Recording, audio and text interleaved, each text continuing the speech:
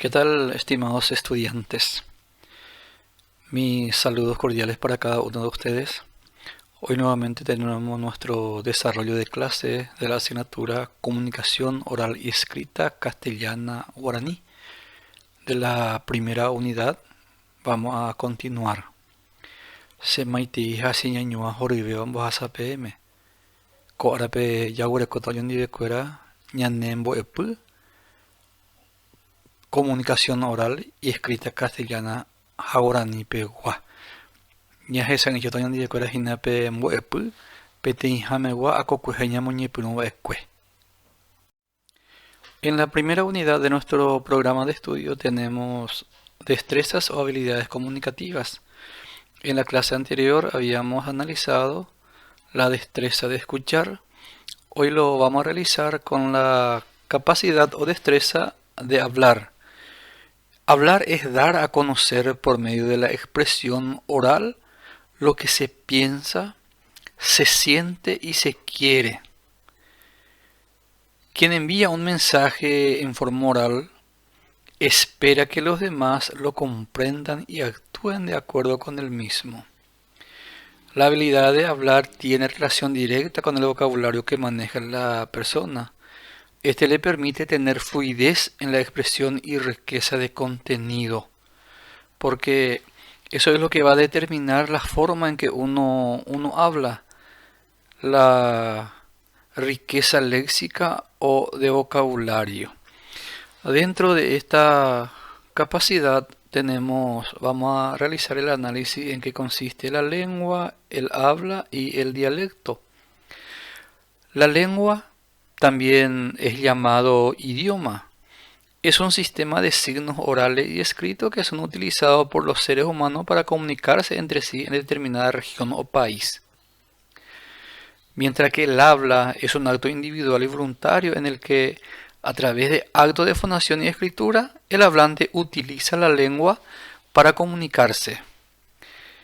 Y el dialecto es la variación geográfica de un idioma, como en nuestro caso nosotros hablamos la lengua castellana o idioma español, pero en cada país el uso es diferente, porque cada ciudadano o habitante de los países le da un modismo o una forma diferente. Según un estudioso de la lengua, Chomsky, dice que el ser humano nace con una predisposición congénita para adquirir el lenguaje. O sea que está programado para adquirir una lengua.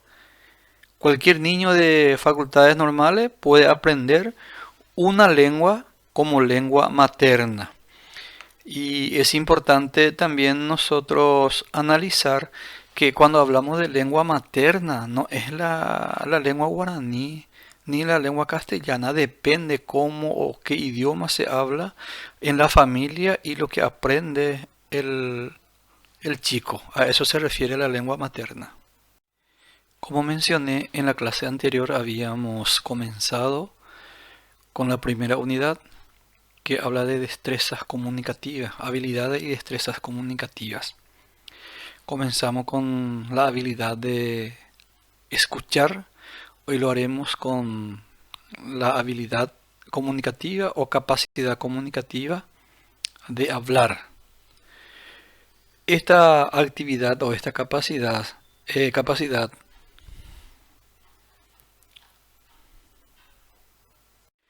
siguiendo este análisis es importante recordar que, como es lógico, no todos los niños presentan un desarrollo lingüístico idéntico a lo que menciona el estudioso llamado Yonki, que establece unas capacidades lingüísticas del ser humano.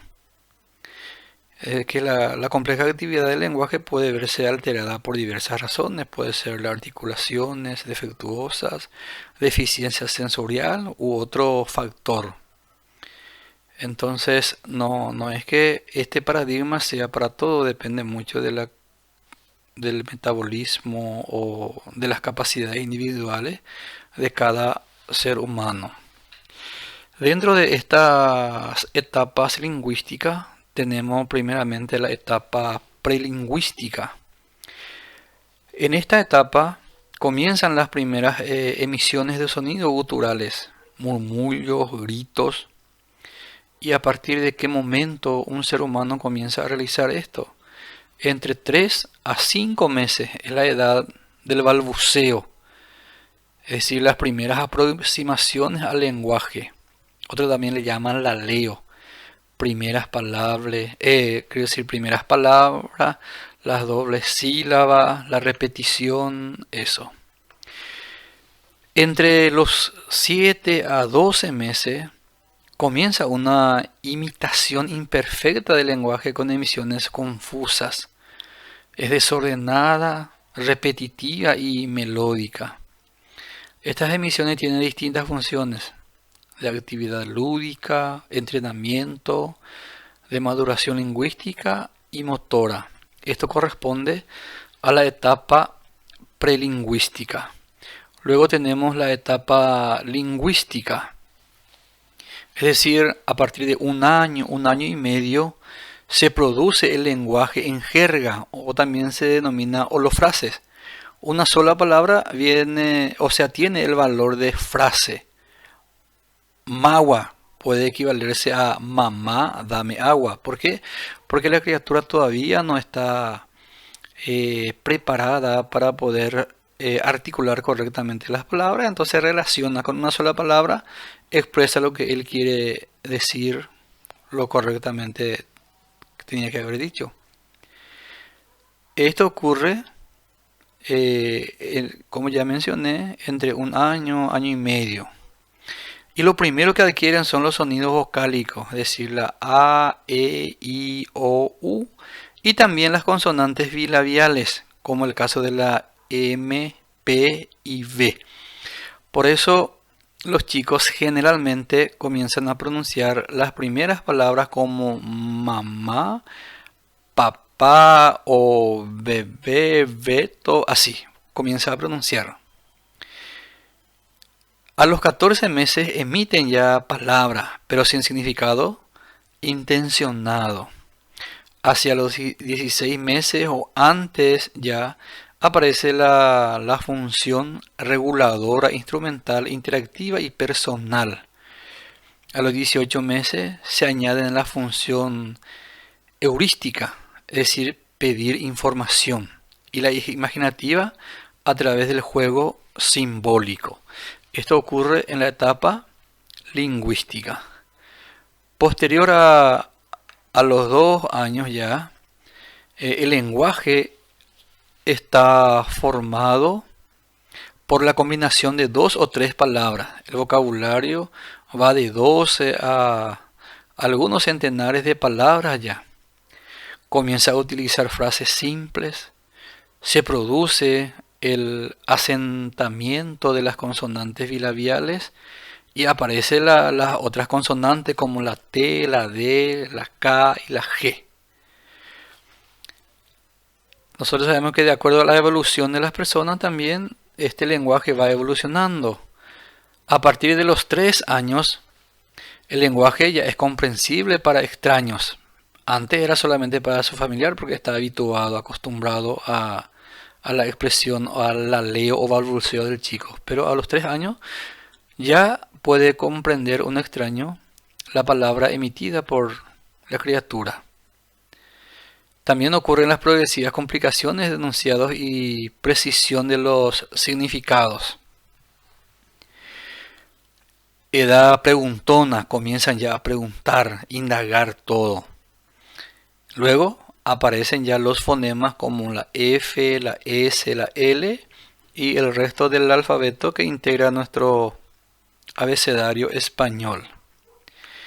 A partir del 4.º año ya, o 4 años, periodo floreciente del lenguaje, ya comienza a hablar bien. Notable mejoría de la articulación fonemática. Etapa del monólogo individual, ya comienza a hablar con él mismo. Habla también con grupo de personas. 2 o más niños hablando uno con otro sin pretender lograr una comunicación, sino que habla. No sabe todavía la intención de la expresión en este caso, no con el objetivo de informar, sino que para desarrollar su capacidad de habla. Aparición del fonema R y sílabas trabadas como CCB, inversa BC y mixta. CBC. Empieza el uso de nexos relativos causales. Las frases empiezan a hacerse más complejas. Después, a los 5 años, desaparece la articulación infantil defectuosa. Es decir, ya comienza a hablar bien, porque nosotros sabemos que en esta etapa los chicos muy temprano ya se van a la escuela. A partir de los 3 años creo que ya se van en prejardín, después jardín, preescolar. Entonces ya tiene esa socialización y ya aprende vocabulario, por lo tanto ya mejora su lenguaje o su forma de articulación. Es por eso que desaparece la articulación infantil defectuosa. El sistema lingüístico es similar al de los adultos. Uso social del lenguaje, es decir, ya se comunica con la sociedad. Utiliza nexos adverbiales y las frases son ya complejas, ya están más elaboradas las expresiones. A los 6 años ya comienza con el uso del lenguaje egocéntrico. Ahí ya comienza el yo, el yo.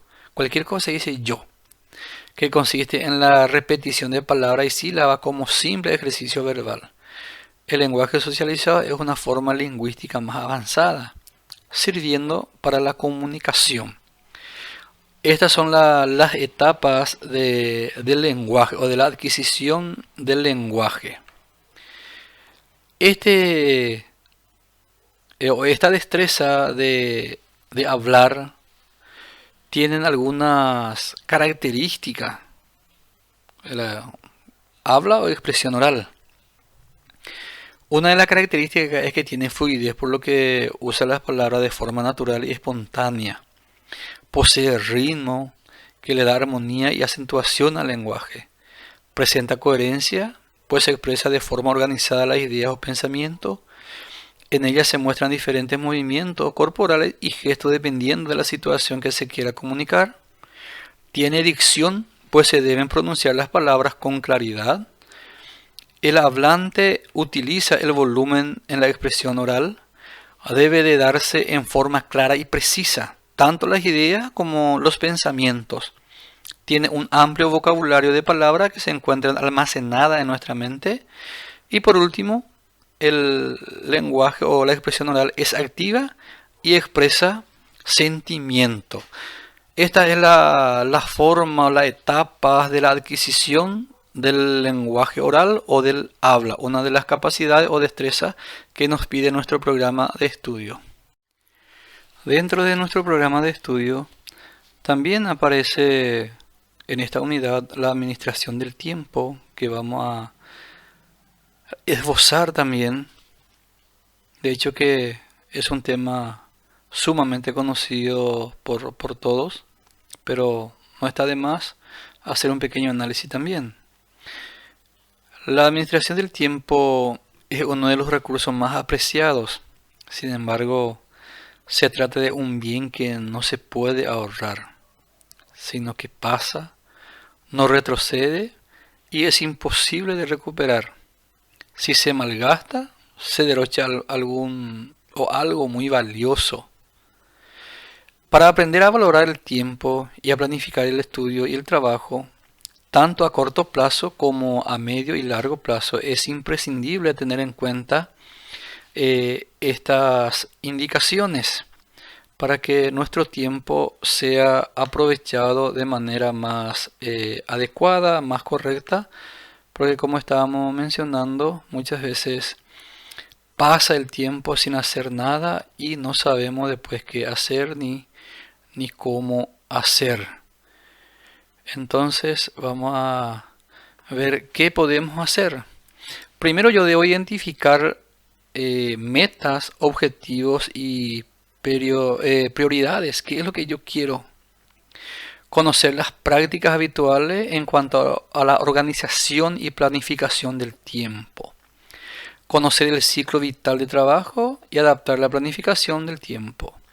seleccionar la estrategia más idónea para alcanzar las metas, los objetivos y las prioridades, lograr habilidades suficientes en la administración del tiempo que sirvan tanto en la vida académica como en la vida profesional. Porque muchas veces decimos que no tengo tiempo y ese tiempo nosotros tenemos que planificar. Depende de nosotros para hacer o dejar de hacer las cosas. O sea, dentro del tiempo del día. Tenemos algunas características también que vamos a ir mencionando. El tiempo puede ser un enemigo a vencer o un aliado si lo logramos organizar. Puede ser un recurso escaso, así como la economía también, si no se controla en función de las prioridades que se le asignen a las actividades diarias a un emprendedor. Puede ser un amigo o un enemigo en el logro de los objetivos y metas que se planteen. No se puede comprar, no se puede atrapar, detener o regresar. Es lo más valioso que tienen los individuos, por lo que hay que utilizarlo con el máximo grado de efectividad. Se dice que nadie tiene suficiente tiempo. Sin embargo, todo el mundo tiene todo el tiempo que hay. Esta es la gran paradoja del tiempo. Siempre decimos, no, yo no tengo tiempo, pero al final nos sobran tiempo. Bien, dentro de este también tenemos algunos principios importantes que no está de más analizar también. Principios básicos para administrar con eficiencia el tiempo.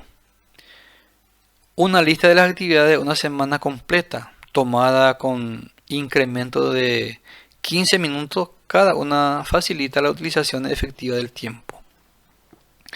Está comprobado y es un principio fundamental de la planeación del tiempo que toda hora empleada en planear eficazmente ahorra de 3 a 4 horas de ejecución y produce mejores resultados. Lo que pasa es que nosotros no planificamos nuestro tiempo.